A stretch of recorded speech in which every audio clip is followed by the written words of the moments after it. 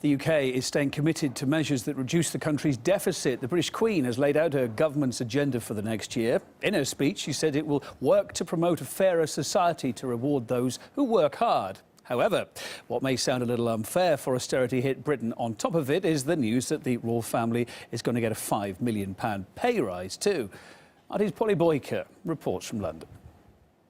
My ministers will continue to prioritise measures that reduce the deficit. At the same time, the Queen is set to get a £5 million pay rise. This year, £36.1 million from the UK taxpayer will go towards the Queen and her residences. Her royal chefs and footmen cost an estimated £10 million a year. The 36 million is divided into money which runs the royal household of the Queen and the Duke of Edinburgh. Most of it goes on salaries, also on the upkeep of royal palaces such as Buckingham Palace and Windsor Castle, and on royal travel at home and abroad.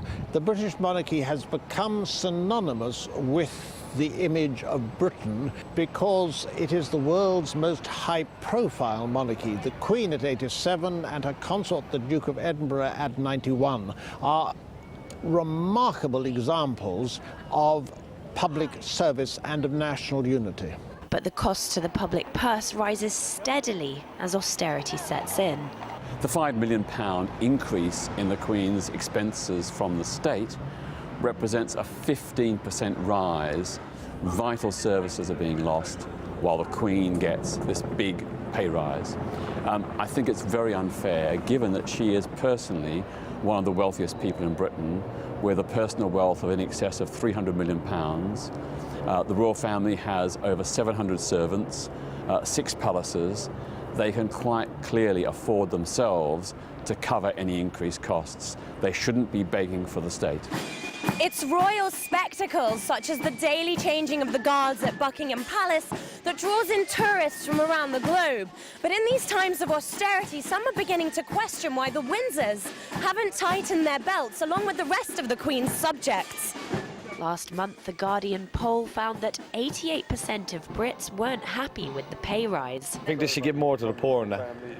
They get too much money, to be truthful. I'm not overly impressed, to be honest with you. I'm sure she's got more than enough money to survive and what she needs. Yeah, OK, she brings in quite a bit on the tourists and whatever, but where does it go? Where does it go? You've got people that are homeless. I'm a care worker and, you know, they're being cut. Where does it go? I'll begrudge giving my money. Elsewhere in Europe, royals have had to rein in their spending in the face of public opinion. The Spanish royal family's budget has been reduced for a third year in a row. The British monarchy actually stands out around the world. It's completely different to almost every other monarchy that you can think of, in the sense that they are still surrounded by so much pomp and circumstance and all the marching bands and the horses that ride alongside the fancy carriages. The published figures suggest that the royal family, the Queen and everybody else, costs us around something close to £40 million a year. That doesn't take into account all the extra security, all the police work that's involved in protecting her and the rest of the royal family, and it doesn't take into account the money that's lost to the exchequer, because she, and Prince Charles in particular, get lots of tax privileges that the rest of us aren't entitled to.